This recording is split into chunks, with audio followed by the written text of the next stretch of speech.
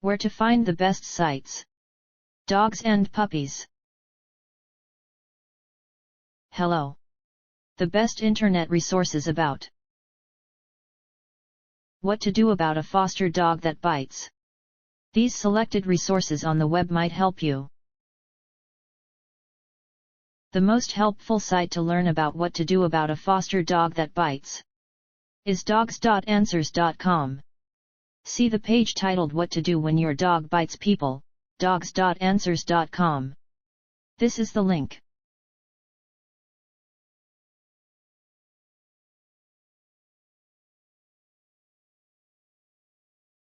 Try also our second-ranked site www.keepthetailwagging.com, especially the page Rodrigo Bit Me What to Do When Your Dog Bites You Keep.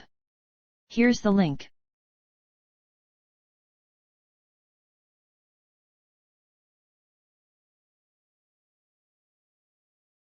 If you don't find useful information on the previous sites, see 38087.r.msn.com.